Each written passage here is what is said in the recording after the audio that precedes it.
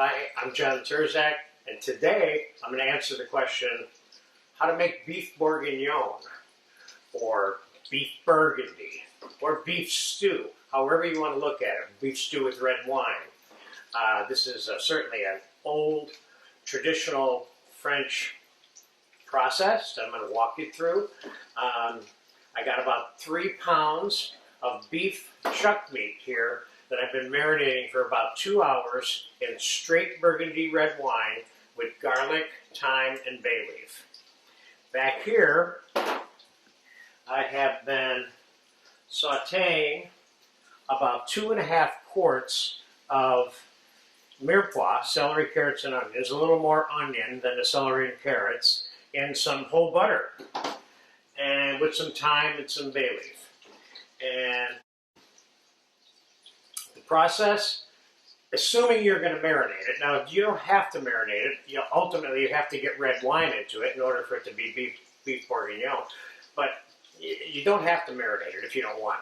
And then on the other hand, there are people that marinate it overnight, and I think that's a little more than is needed, because it tends to make the meat a little winey and change the color a little bit even after it's cooked. So a couple hours for me was good enough. So let's drain the meat, and we're going to dry it off.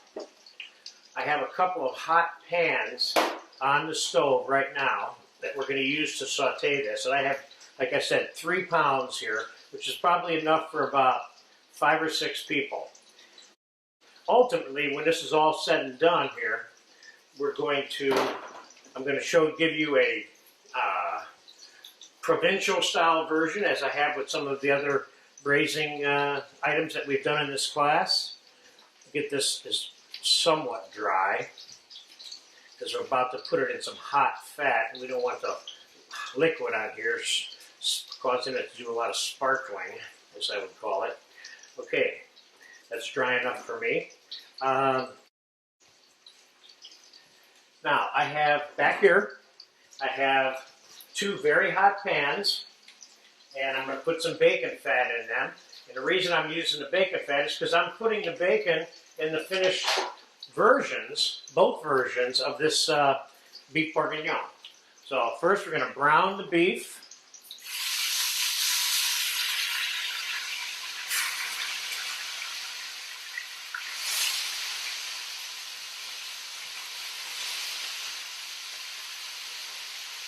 This is regular beef chuck meat.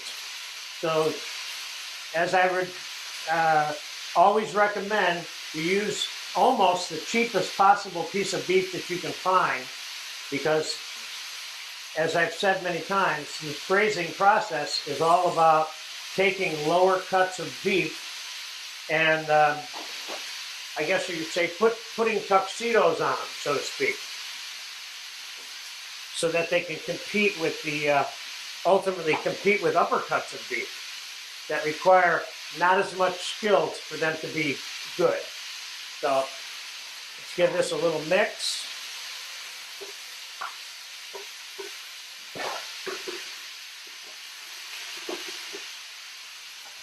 Okay, now the mirepoix is still cooking. I have both this sautoir or rondeau, whatever you want to call this.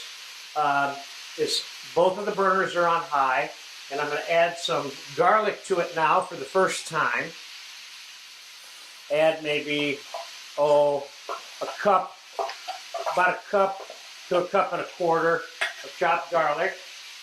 Going to mix that in.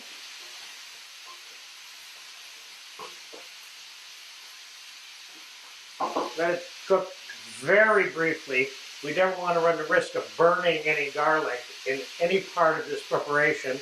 And I'm going to take the marinade now and add it to the vegetables. That's about a quart, maybe 5 cups of wine. And let me give these vegetables here a little turn. The meat a turn.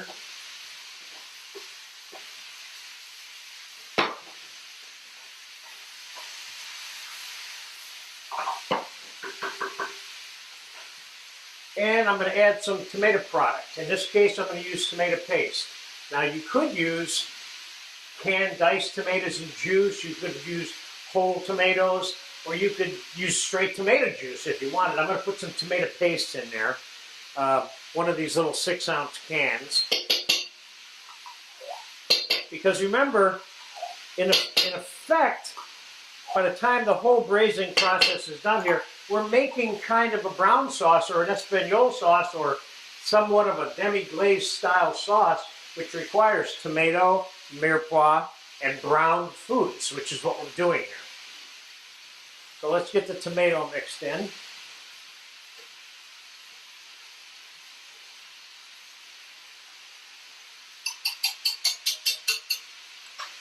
And we're certainly going to leave the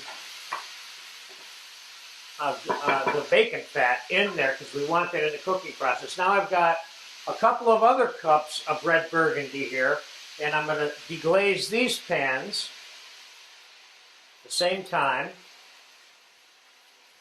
And we are going to add the meat now to the master braising pan.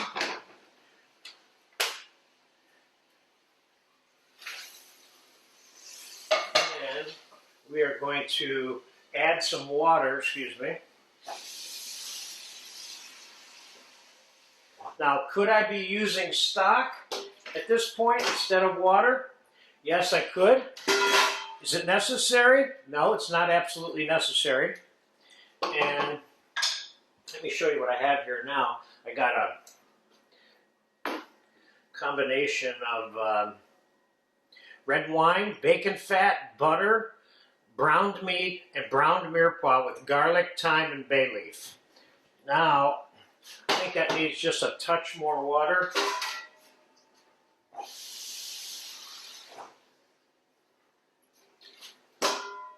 I can always adjust the volume of the liquid at any time during the braising or afterwards when the meat is being separated from the braising liquid and we're making sauce. At that point, I can determine, do I have the right amount of liquid?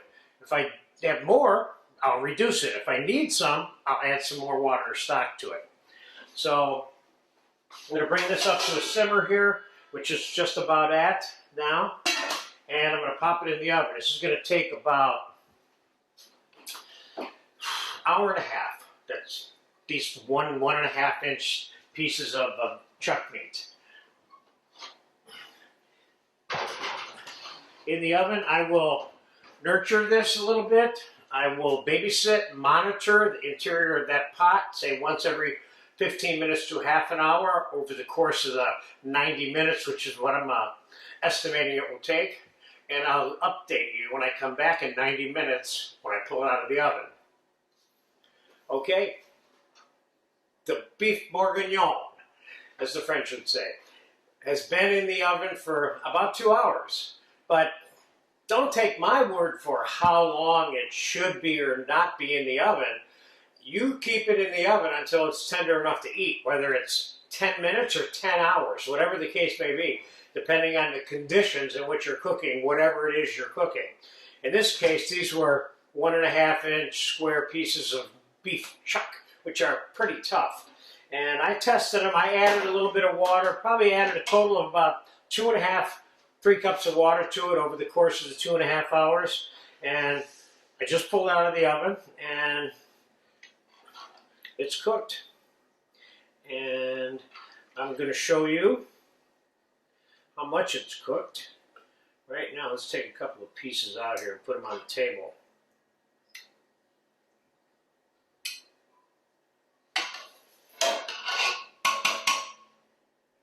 Now see how these just pulling apart. Definitely tender enough to eat. Now, something that I'm going to recommend that you do with this stew or whatever braised item that you're making from time to time as you see fit. And that is to recover this after you take it out of the oven, let it sit in the hot braising liquid for 30 minutes, 40 minutes, an hour, hour and a half. If you have big braised lamb shanks or beef shanks or something, you may leave it in there for 2 hours sitting in the hot liquid. Why are you doing this? You're doing this because a lot of the juice is forced out of the meats while you're braising them. And this just gives the meat a little bit of time to reabsorb the braising liquid when it's not constantly being bombarded with heat, which has a tendency to force the juices to be expelled from the meats that you're cooking. So I'm going to come back in about 45 minutes to an hour, and then we're going to finish this. I'm going to give you a provincial, home-style, country-style version, if you will, on a plate. We're going to take some of this out and thicken it up a little bit and add a little bit of few pieces of bacon and some pickled mushrooms to it, and we're going to put it on a plate. Then we're going to take the rest of it, we're going to strain it, we're going to sort through it. We're not going to use these veg that are in here that are all stock-logged and void of color, and we're going to refurbish this beef bourguignon with fresh vegetables and roasted shallot and roasted onion and fresh sauteed mushrooms and some peas, so it looks a little bit nicer and has more value in some cases. So I'll be back in 45 minutes. Okay, it's been about 45 minutes that the beef has been steeping in this rondeau, and it doesn't look any different, but it's a little softer and a little juicier in the inside. Now I'm going to strain this juice, so we have a way of getting our juice out of there and refining it into a sauce. And I'm also going to show you a way in which it's faster and easier to get the fat off of a braising liquid like this, or off of any stock for that matter. First, let's get as much of the juice out of there as we can. I'm going to dump this on here so it'll cool off.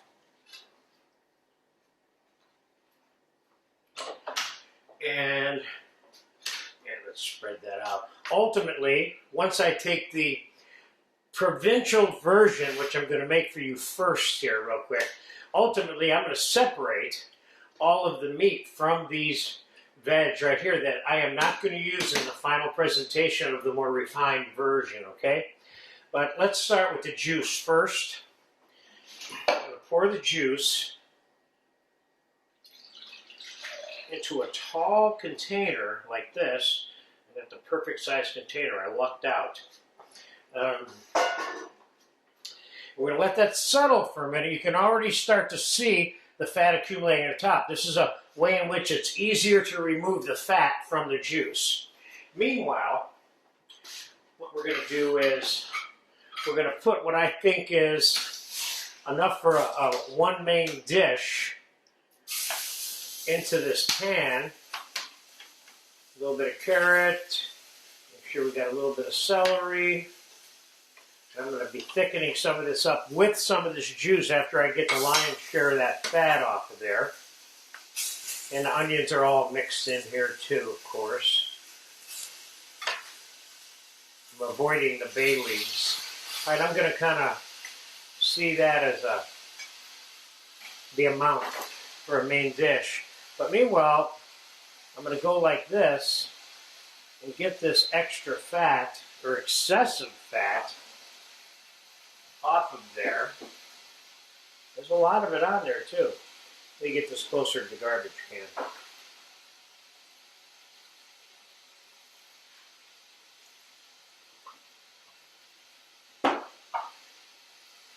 See how it all came up to the top, and it's how much easier it is to remove it?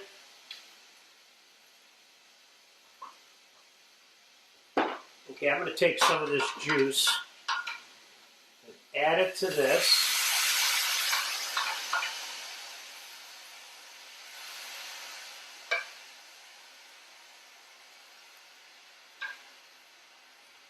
I'm going to let that settle for a second. Meanwhile, let's get this back on the stove. And it's already hot enough for me to do what I'm about to do. I'm going to demonstrate one way that you can thicken it. Now, we could have floured all this beef, before we browned it. Or we could have thrown some flour into this mixture or into the sauteing vegetables and browned some flour in there too if we wanted to. And that would have been another way that we could have gone about making the sauce a little bit thicker. I chose to just let it cook in the braising juice. And now I'm just going to put a couple of pinches of cornstarch slurry, which is clearly identified in the stock and sauce class. Now that seems good. That's thick enough. I'm going to taste it real quick to make sure it tastes good enough. This needs a little bit of salt and a little bit of pepper. And so this is one very provincial way of serving it, just like that. So this doesn't require anything beyond what went into that pot initially. So you could do that, or in this case what I'm going to do is I'm going to throw some pickled cut up mushrooms and peas and some bacon and mix this into it. Just kind of give it a little boost in terms of the colors and the textures. I'm going to get this onto a plate. I'd go so far as to even put a pinch more, a little bit of loose juice on here. And then just stay with that steak right there. And then we're going to take a couple of potatoes. Put some parsley potatoes on there. A little bit of salt and pepper.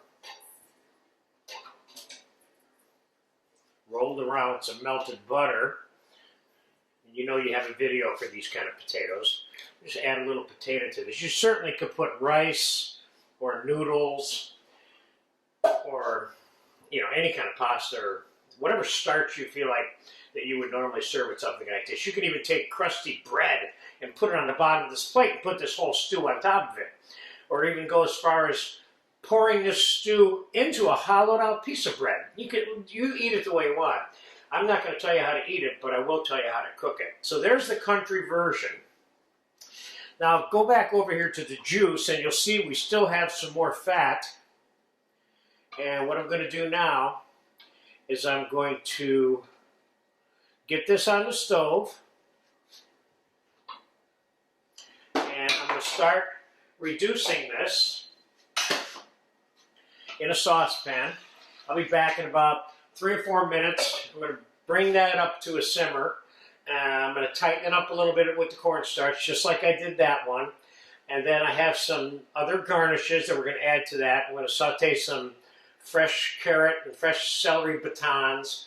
And we're ultimately going to put this, after having been separated, like this, because I'm going to separate all the meat from all the veg, while I take a quick break here and wait for the sauce to come up.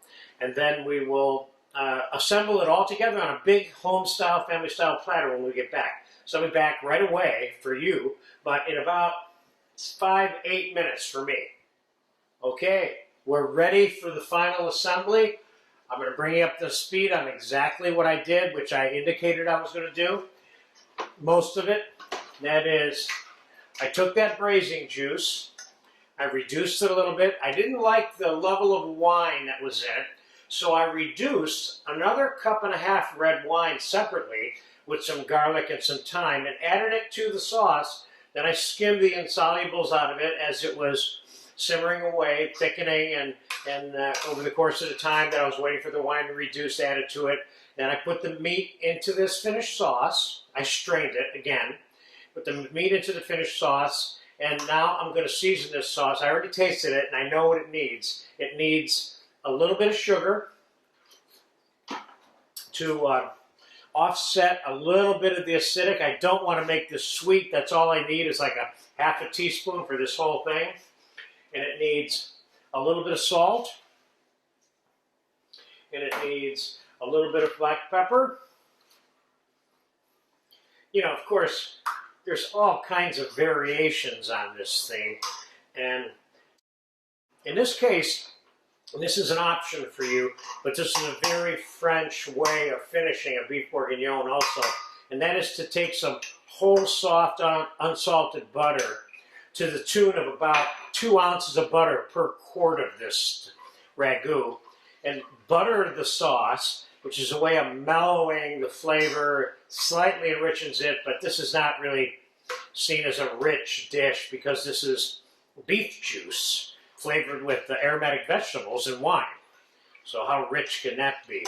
Now I have the additional garnishes that I'm going to add to this, which I nuked in the microwave here a minute ago, which is some pre-cooked bacon lardoons, some peas, some roasted shallots in brown juice that I pre-made, which you have videos for all of this stuff. So I decided to add the pickled mushrooms that I made and I had stored here at the kitchen set, and instead of regular mushrooms, so I'm adding some of the pickled mushrooms to that. And this is what I would consider to be the little bit more of an upscale version of this. And I would recommend the same thing with this as I would with the provincial version that I showed you a minute ago, which is in terms of what you serve with it.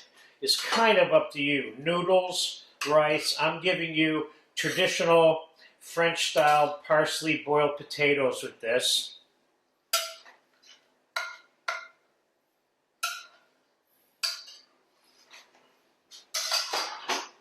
This is overflowing my beautiful French platter here, which I just cleaned up slightly. And I'm going to add the parsley potatoes to this. This is a great family-style way of serving this, of course. And I'm going to add a little bit of this tomato concasse over here just for fun. Obviously, you need good bread with this dish. Now, I can tell you right now that if somebody laid this on me at my dinner, at a place where I was having dinner, let's put some parsley on here too. And I'll put a little squidge of olive oil on here just for fun.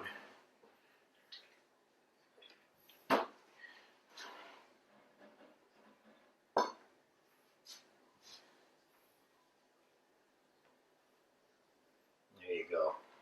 That, which I certainly would refer to as beef stew, or as the French would call this, beef bourguignon, as another person would call it, beef burgundy, or someone may call it beef stew and red wine sauce. All of the above applies onto this platter right here. This is a nice, simple, just sort of simple, braising the demonstration of making a nice French beef stew. Enjoy this if you get a chance to.